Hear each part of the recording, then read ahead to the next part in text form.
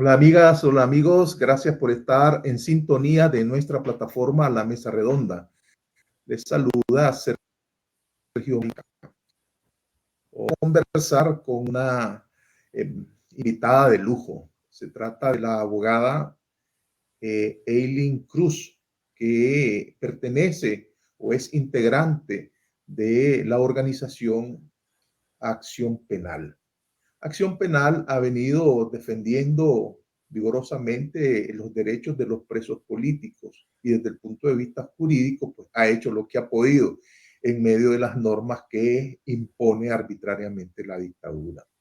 Antes de darle pase a Eileen, quiero referirme a la noticia que ha caído o se ha regado como la pólvora. Lucy Valenti renunció a la presidencia de Canatur hace unas horas temprano en la mañana se conoció esta información. La empresaria Lucy Valenti renunció a la presidencia de la Cámara Nacional de Turismo de Nicaragua, Canatur. Así lo informó esa cámara a través de un comunicado sin detallar los motivos de su renuncia. Dice que anuncia el comunicado muy escueto de apenas 2 párrafos que se anuncia, pues, ¿verdad?, que a partir de la fecha el señor Carlos W. Schulze, actual vicepresidente, asumirá el cargo de presidente para el periodo 2020-2022. Se sabe que Lucy Valenti se encuentra en Panamá, luego de ser citada por la Fiscalía Orteguista para ser entrevistada, una maniobra que el régimen utiliza para apresar a los empresarios críticos de Daniel Ortega, a como sucedió con Michael Healy y Álvaro Vargas, directivos del COSET. Ellos montan esa pantomima, te citan a la fiscalía, ¿verdad? Te hacen unas cuantas preguntas y después te apresan o te secuestran porque no hay en ese momento ninguna orden judicial y hasta pues que se produce a través de un comunicado de la policía orteguista. Ahora sí voy a presentar y le voy a dar la más cordial bienvenida a Eileen Cruz, abogada, ¿verdad?, integrante de Acción Penal. Bienvenida, Eileen, es un gusto que esté con nosotros. De verdad que sí, porque hoy queremos analizar con usted que nos cuente más bien cuál es el proceso electoral. Las elecciones, procesos en orden cronológico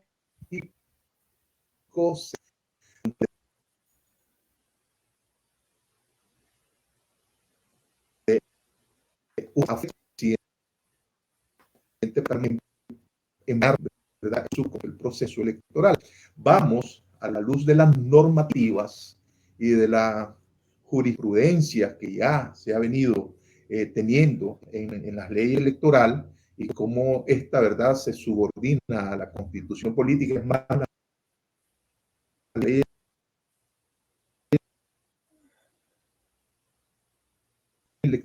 cómo va el proceso electoral y cuáles son las principales violaciones a esas leyes y normativas electorales por parte del régimen de Daniel Ortega.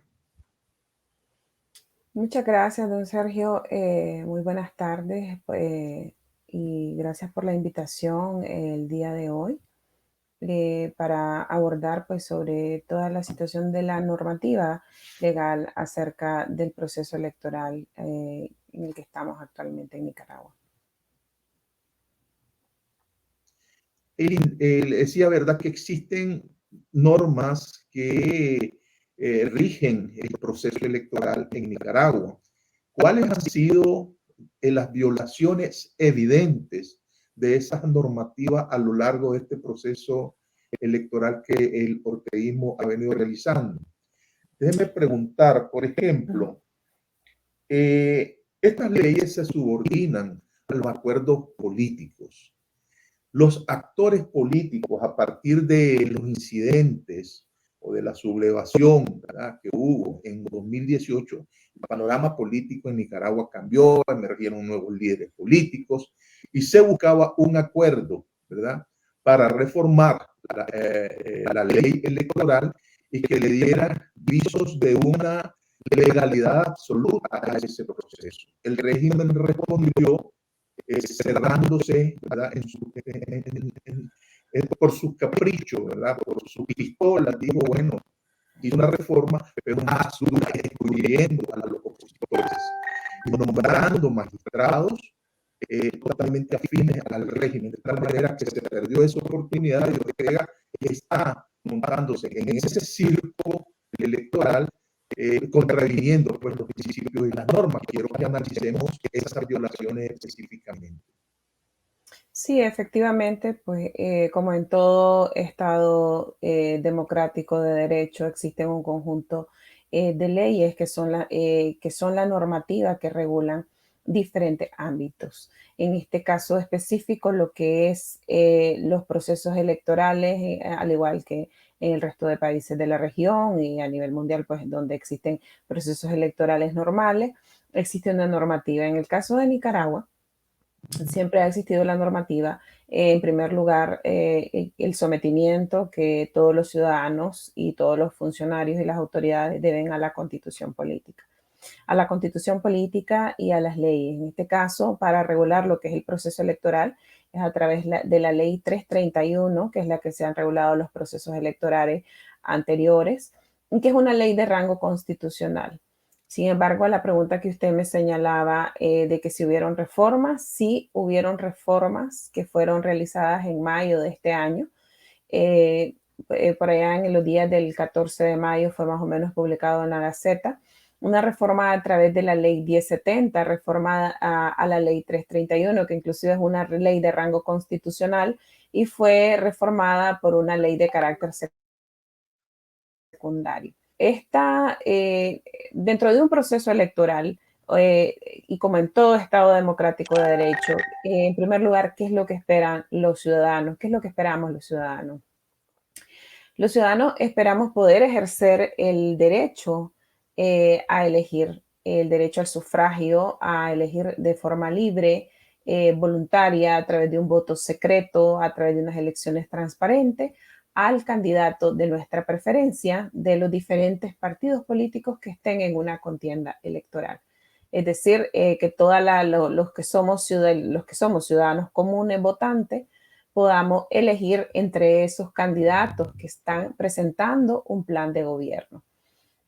Sin embargo, pues algunos de los partidos políticos que existían, pues fueron cancelados, que ya los conocemos, y no se dio apertura a la creación y formalización de nuevos partidos políticos, donde existiera un auténtico pluralismo político, que es uno de los derechos constitucionales que establece que en Nicaragua existe el derecho al pluralismo político, porque esto es lo que da el derecho de que cada ciudadano pueda sentirse representado por los diferentes sectores o los diferentes partidos y las diferentes organizaciones para ejercer libremente el derecho al voto.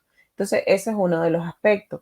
Otro de los aspectos es que muchos de los ciudadanos que tenían aspiraciones presidenciales y que muy probablemente existía una gran parte de la población que se inclinaba por estas personas que tenían aspiraciones, no pudieron ni siquiera formar un partido político, una alianza, ni mucho menos el ciudadano, pues por ende, elegir a uno de estos ciudadanos. Entonces, no hay representatividad, no hay libre elección y no hay pluralismo político. Ese es un derecho constitucional que está siendo restringido a todos los ciudadanos.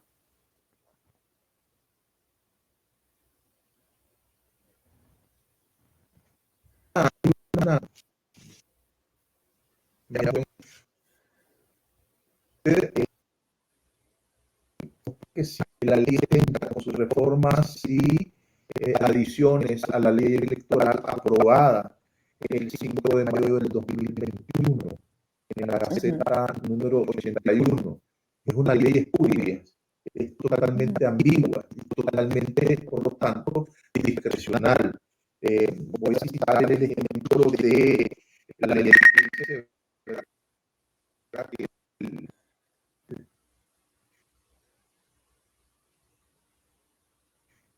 regular y supremo electoral. Aquí me voy a detener porque anda en el ambiente, en muchos grupos de WhatsApp, por ejemplo, la idea de que como el señor antes magistrado presidente del Consejo Supremo Electoral ya no existe, el famoso Roberto Rivas, ¿verdad? Entonces ahora sí vamos a tener un proceso electoral limpio, todo alejado de la realidad, pues, porque sencillamente ahí se movieron fichas fieles al Frente Sandinista y no hay ningún representante de ninguna oposición, de ningún sector de la oposición.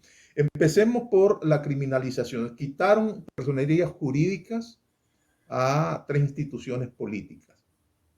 Encarcelaron a precandidatos que estaban en la línea para participar con sus propias normativas a lo interno de los partidos políticos como candidatos presidenciales. Están presos. De tal manera que las violaciones aquí al proceso electoral son más que evidentes, pero necesitamos sustentarlos a la luz de esta ley, ¿verdad? De la ley 1070 y del artículo 173. Además, estamos hablando de las dos leyes espurias, ¿verdad? La de ciberdelitos y la de agentes extranjeros. Todo esto se suma. Hagamos un recuento, pues, de las violaciones que se han venido haciendo de las normativas ya existentes. Bien, como señalaba, bien señalaba usted, el 5 de mayo entró en vigencia esta ley y el 14 de mayo entró en vigencia un código de ética electoral, por llamarle así, sobre la base de los cuales se iba a regular el proceso electoral.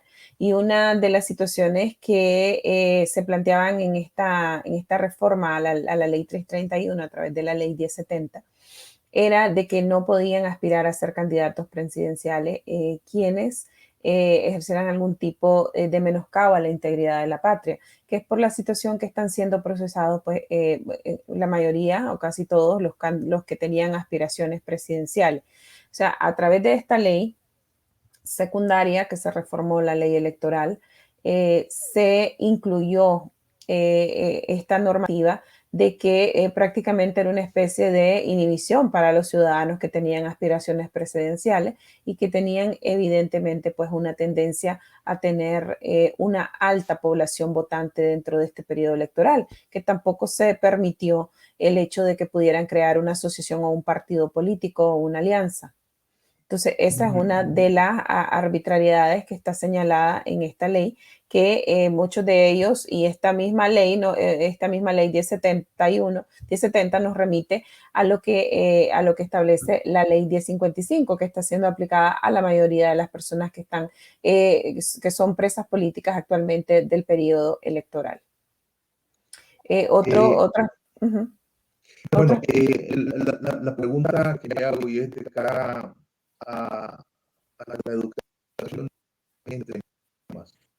Esa reforma electoral llevada a la duda contraviene algunos principios, ¿verdad?, que están ahí en la Constitución Política de Nicaragua, que está vigente. Es, por lo tanto, entonces una ley, y aquí viene, pues, es ley, pero es ley que contraviene a la ley más importante de los nicaragüenses, que es su Constitución Política. Aquí un comentario sobre eso. Sí, esta ley es opuesta prácticamente porque desde la forma de su aprobación para una reforma electoral existe un procedimiento especial, para una reforma constitucional o una ley de rango constitucional existe un procedimiento especial para realizar una reforma. Entonces la ley electoral, al igual que la ley de emergencia, la constitución política, la ley de amparo, requieren un procedimiento especial para ser reformadas, y esta fue reformada a través de una ley secundaria y sobre todo y más aún a través de un reglamento, es decir, con un reglamento fue la ley sufrió reformas y adición. Esto vemos que fue dentro de un periodo que no correspondía.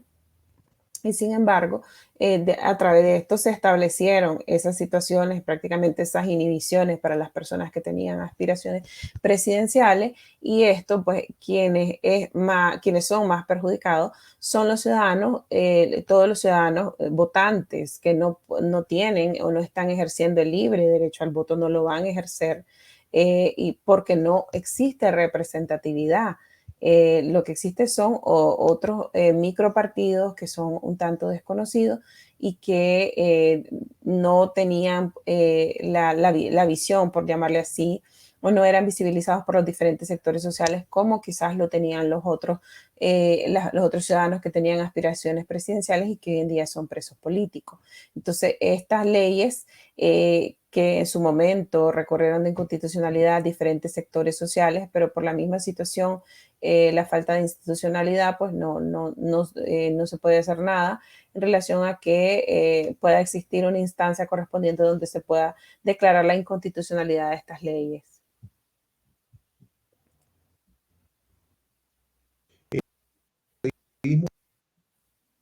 En la sistema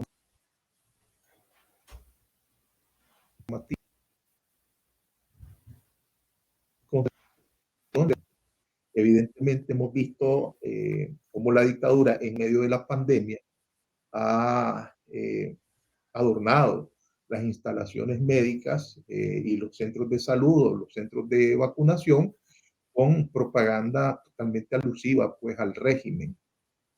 La utilización de los vehículos antes, durante el día de las votaciones y posteriormente. Y el haber impedido pues que se realizara una campaña electoral que iba a permitir cierta movilización y llamándose el concepto de la pandemia que ellos nunca han respetado, pues también cercenaron los derechos de los nicaragüenses que tenían la posibilidad de ejercer ciertas movilizaciones para mostrar el descontento a la dictadura. ¿Cuáles han sido, verdad, puntualmente las violaciones sistemáticas del régimen hacia la ley electoral? Bien. Eh, para recapitular con el tema, objetivamente con el tema de la pandemia, pues deberían de existir unas restricciones no solo en el ámbito político, sino en todos los ámbitos, a como existe en todos los lugares y por la misma situación mundialmente conocida. Sin embargo, el tema donde conforme la misma legislación vigente y que ha existido dentro de otros procesos electorales en Nicaragua, eh, es un delito electoral efectivamente hacer pluralismo político, hacer campaña electoral dentro de una institución pública, no solo dentro del sector salud, sino, por ejemplo, dentro de las instalaciones de las escuelas o institutos públicos, o que vaya a hacer una gestión un ciudadano al Ministerio del Trabajo, que un ciudadano vaya a hacer una gestión por ejemplo, a una alcaldía y que encuentre propaganda electoral, eso ya está señalizado, está establecido como un delito electoral. ¿Por qué es un delito electoral? Porque las instituciones son públicas, forman parte del Estado, pero el Estado, pero el partido no es el Estado. El Estado es independiente de los partidos políticos. Entonces, todos los partidos políticos en una contienda electoral tienen derecho a tener su propaganda a través de mantas, a través de los medios de comunicación, sea por televisión, sea por los medios digitales, radiales, bueno, periódicos en Nicaragua pues no tenemos, pero sí existe pues el derecho de que los puedan hacer la difusión de esta propaganda electoral. Sin embargo, no utilizar ninguna de las instituciones públicas, porque precisamente eso es parte de una administración pública que los beneficiarios son todos los ciudadanos, independientemente de la ideología política que el ciudadano tenga, porque el Estado es dirigido para toda la ciudadanía en su conjunto, no para un partido político en específico. El partido, por decirlo en este caso, el partido de gobierno es un partido dentro de un proceso electoral, es un partido más, al igual que los otros partidos políticos, y estaría en una campaña electoral en iguales condiciones. Por otro lado, la institución pública, las instituciones públicas, las escuelas, los centros de salud, son parte de toda la ciudadanía. Entonces, por eso es que la ley, y sucede en todo Estado democrático, no se puede hacer propaganda electoral dentro de unas instituciones y esto ya sería sujeto de una sanción, esto puede ser criminalizado conforme lo establece la misma ley. Cualquier ciudadano puede interponer una denuncia considerando que existe un delito electoral. No obstante, pues por la ausencia de institucionalidad, vemos que estas acciones no son posibles para la ciudadanía. Hoy el organismo, el Observatorio Ciudadano Electoral Urnas Abiertas, en colaboración con el Instituto Internacional para la Democracia y la Asistencia Electoral, IDEA Internacional, y el Centro de Estudios Políticos y de Gobierno de la Universidad Católica Andrés Bello, presentó el informe titulado Nicaragua, elecciones 2021, un plan doloso para acabar con la democracia. Este informe recoge todas las violaciones y omisiones, ¿verdad? Y ellos, al proceso electoral, ¿verdad? Ellos plantean que las elecciones deberían suspenderse. El desarrollo, voy a citar un párrafo de este informe.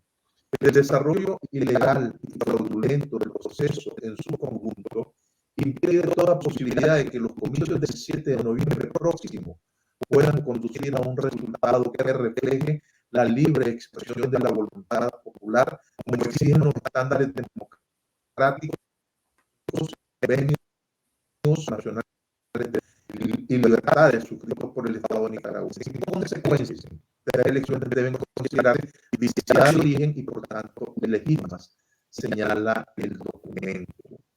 Pero bueno, no se trata solamente de señalar es ilegítimo, no. Lo más importante es explicarle a la gente por qué este proceso, ¿verdad?, es totalmente viciado. Hablemos, por ejemplo, del padrón electoral, que también este informe lo refleja, dice. Las infracciones destacadas, ¿verdad? Vamos a irlas enumerando. 1 millón de votantes han sido eliminados del censo electoral o alrededor del 20% del electorado. ¿Cómo funciona esto desde el punto de vista de la norma? Todo lo que está referido al padrón electoral, Eileen. Desde el punto de vista de la norma. Bueno, evidentemente, como lo señala el urnas abiertas y diferentes sectores, ¿verdad? Existe pues un descontento bastante generalizado de la ciudadanía, sobre todo de la ciudadanía votante, que es la que debe ser tomada en cuenta, que no sienten una contienda electoral o no sienten un proceso electoral, y por eso es que están en muchos sectores refiriendo pues de que no deben de ser reconocidas las elecciones o no deben ejercer el derecho al voto. Cada quien está haciendo, diferentes grupos están haciendo estas manifestaciones en diferentes formas, ¿no? Y esto lo genera, estas actitudes son generadas por lo mismo, porque se les ha vulnerado o se nos ha vulnerado a todos los ciudadanos el poder ejercer el derecho al voto.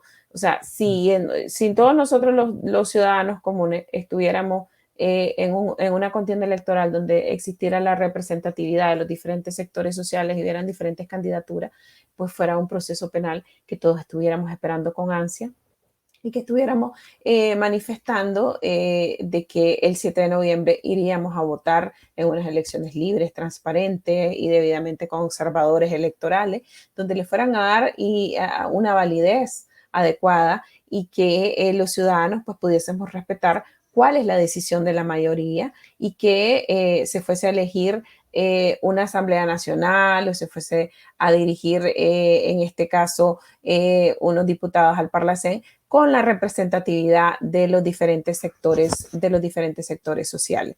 Entonces, dentro de lo que es el padrón electoral, pues existen señalado por grupos como urnas abiertas, que existen anomalías, que hay lo que usted hacía cita textual en este momento.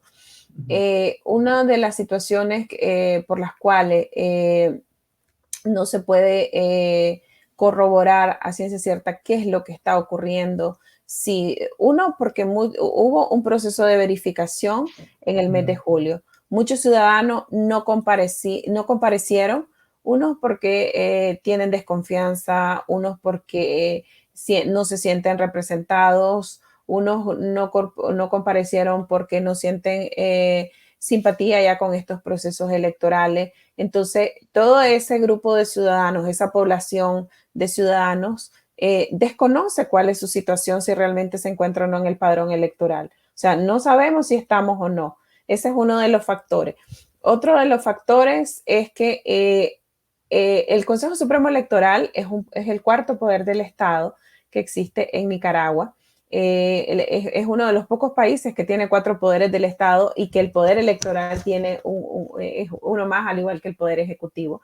Y al no existir una representatividad de diferentes sectores, que solo están únicamente los de un partido, entonces no conocemos realmente cuál es el trabajo que están haciendo, porque precisamente por problemas de representatividad. Entonces, eso es otro de los factores que cualquier información que venga de lo que es el Consejo Supremo Electoral, el ciudadano común, por esas razones, desconfía y no sabemos no hay información que ellos emitan referente a esa temática. Entonces, eso es otro de los factores, la falta de empatía, la desconfianza en la institución que por ministerio de ley le corresponde llevar a cabo este proceso. Y otro de los aspectos que ha sido que en otros periodos, ¿verdad? Muchos de nosotros éramos unos niños todavía, que en otros periodos electorales existían lo que eran observadores internacionales de gran prestigio.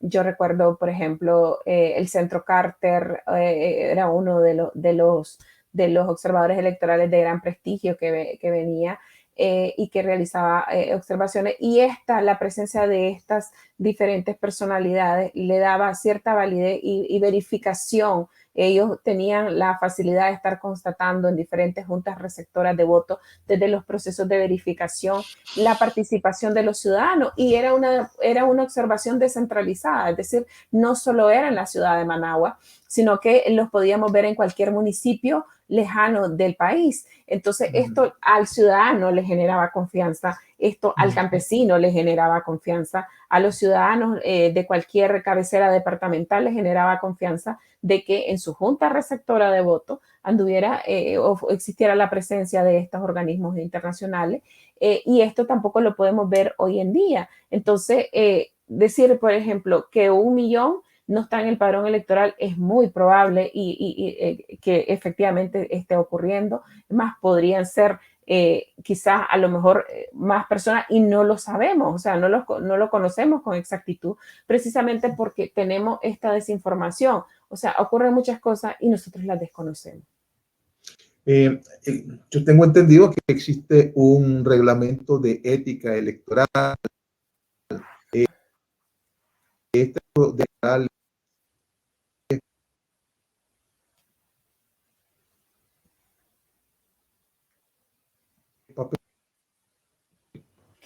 ¿escuchaste? Bueno, sí, acerca del reglamento de ética electoral que fue precisamente el que fue emitido el 14 de mayo de este año, posterior a la reforma, y que este reglamento establece extrañamente la inclusión de lo que son delitos electorales. O sea, los delitos electorales, el hecho de que hayan sido agregados delitos electorales, no es una forma que la debemos de ver como algo anómalo. O sea, en un deber ser, en un Estado de Derecho, en todo país democrático, es normal que existan en una normativa que sancione a través de los delitos electorales alguna situación irregular. Lo irregular es de que sea a través de un reglamento que se generen estos delitos electorales, o lo irregular es que a estos delitos electorales no se les dé trámite por las personas que estén cometiendo estos delitos. O lo irregular de este asunto también es que se hayan agregado algunos delitos electorales que en otro momento no eran sujetos a una sanción penal y que hoy en día pues, pueden ser sujetos a una sanción penal. Y una de ellas es que ahora dice el miembro de la Junta Receptora de Votos que se niegue a firmar el acta ya puede ser procesado por un delito electoral. O sea, en otros tiempos, en otros procesos electorales, por ejemplo, nosotros mirábamos que si un fiscal miembro de un partido político X señalaba de que no estaba de acuerdo y argumentaba que se negaba a firmar porque hubo algún proceso anómalo en cuanto al conteo de votos o alguna situación irregular que él pudo haber constatado y dejado en evidencia durante el escrutinio. Hoy en día una persona con el simple hecho de no firmar, esto ya lo convierte en una persona que puede ser procesada por un delito electoral. Entonces vemos que las personas que estén siendo parte de una junta receptora de votos tienen o sí firmar un acta donde se esté realizando un escrutinio independientemente de las situaciones irregulares que estén constatando. Entonces, estas son una de las arbitrariedades que puede existir. Lo que pasa, y volvemos a lo mismo, los demás partidos políticos que están en la contienda electoral, pues ya sabemos que han sido altamente cuestionados y que no, o sea, la mayoría de los ciudadanos no los conocemos y no tienen ninguna representatividad. Hay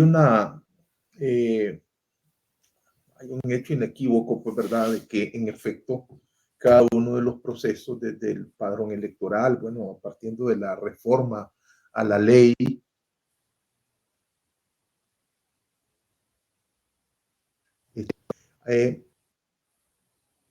omisión, ley, significa él en una omisión, y ponnos un ejemplo de esas omisiones dentro del proceso electoral.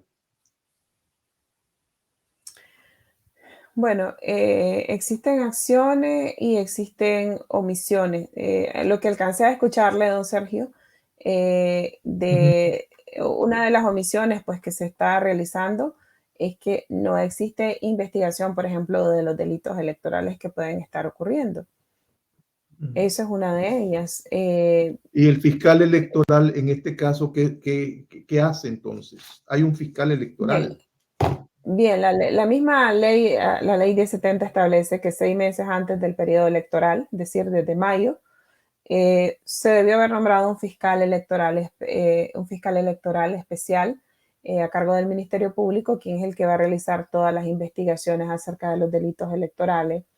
Y a través de estas investigaciones, pues, se puede ejercer la acción penal en contra de los ciudadanos que estén violando la ley electoral y todo lo que es el proceso electoral o las situaciones que se susciten el mismo día previo a las elecciones o durante el proceso, durante el día de la elección o el proceso de conteo de los votos. En teoría, pues debería de existir un fiscal que sea quien esté tramitando todas estas causas con toda la objetividad y con todo el sometimiento a la constitución política y a las leyes, tal como es el mandato que les corresponde por Ministerio de Ley. Sin embargo, pues los ciudadanos pues, desconocemos esta situación.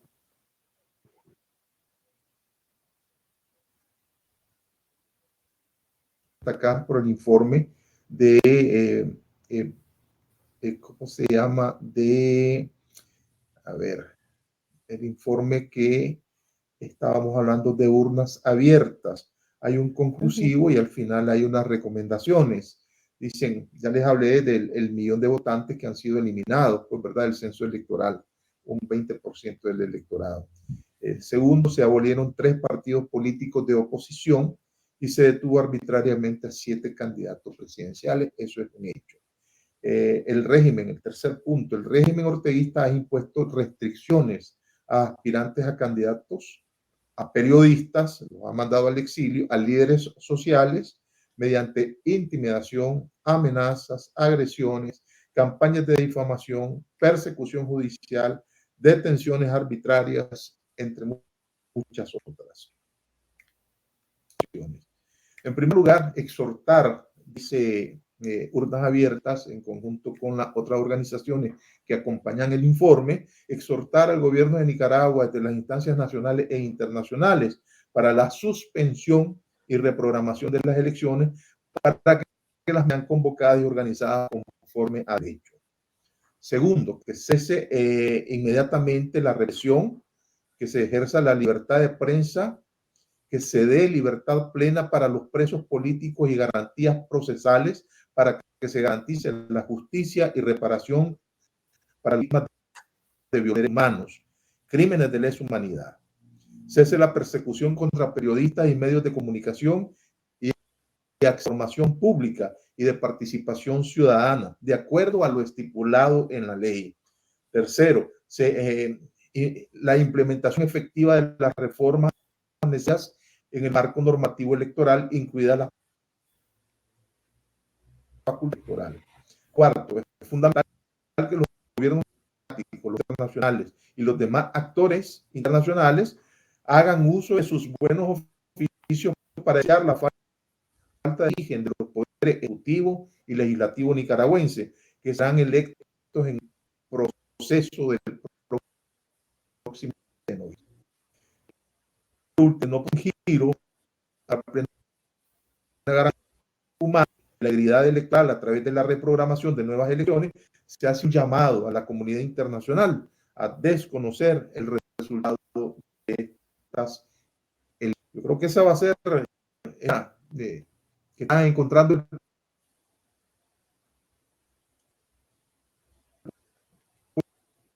pueblo de decir, porque que lo diga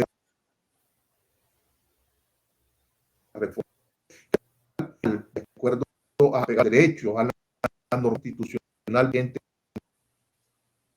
en Nicaragua. En verdad, a la acciones tenebrosas de encarcelamiento de políticos, de personalidades, de comentaristas, ha promovido el encarcelamiento de periodistas y el exilio también de periodistas. Así están las cosas. ¿Cuáles son tus comentarios finales, Eileen, desde el punto de vista de acción penal sobre este proceso electoral? ¿Qué debe hacer el pueblo de Nicaragua? Bueno, todos los ciudadanos tenemos o teníamos derecho de ejercer el derecho al voto, a elegir a un determinado candidato o a través de un voto libre, secreto, intransferible. Hoy en día, pues no tenemos este derecho, o sea, precisamente porque no hay representatividad. Estamos prácticamente ante una situación donde se ha restringido el derecho a casi a la mayoría de los ciudadanos. Muchos grupos están promoviendo la abstención de los votos, es decir, que no recurran. No Abstenerse vayan de votar, a votar. abstenerse de votar, o sea, no recurrir a una junta receptora de votos, ejercer el derecho al voto, no es una situación no es una situación anómala. El ciudadano, pues, que no quiera recurrir, pues, al final estará en su derecho de hacerlo, es su decisión. El ciudadano que quiera recurrir, pues, a la junta receptora de votos y ejercer su derecho, es totalmente su decisión de hacerlo. Pero sí es una elección muy distinta a las elecciones anteriores, donde no se ha podido conocer ni siquiera a profundidad toda la situación que está pasando en cuanto a al proceso de lo que es la inscripción o la verificación de los ciudadanos, precisamente porque no hay una motivación del ciudadano para elegir.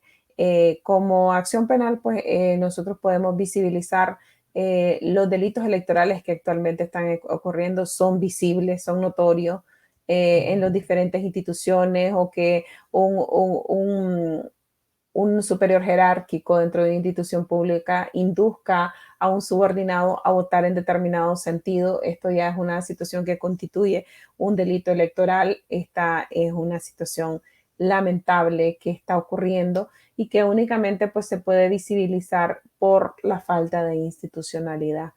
Esto es lo que está ocurriendo lamentablemente actualmente, que lo idóneo fuera que todos los ciudadanos, pues, tuviésemos la emoción de poder elegir libremente al candidato de nuestra preferencia el próximo 7 de noviembre, que estuviésemos atentos a escuchar a través de un Tribunal Supremo Electoral quién es el candidato que salió con más votos, y, por supuesto, dentro de un Estado democrático de derecho, respetar la decisión de la mayoría del pueblo. Pero no es esta la realidad.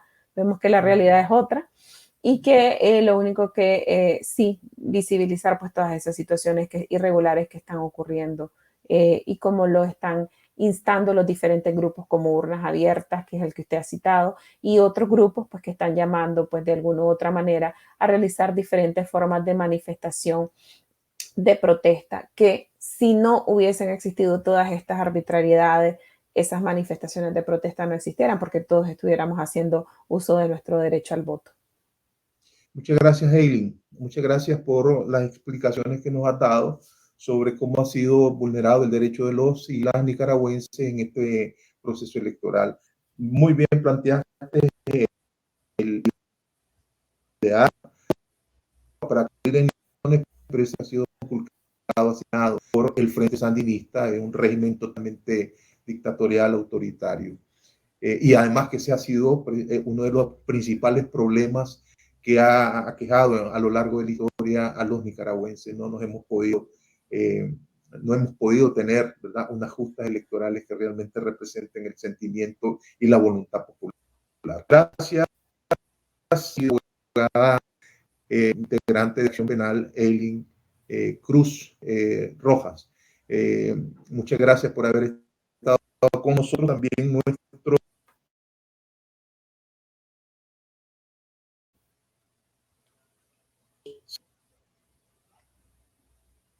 seguidor.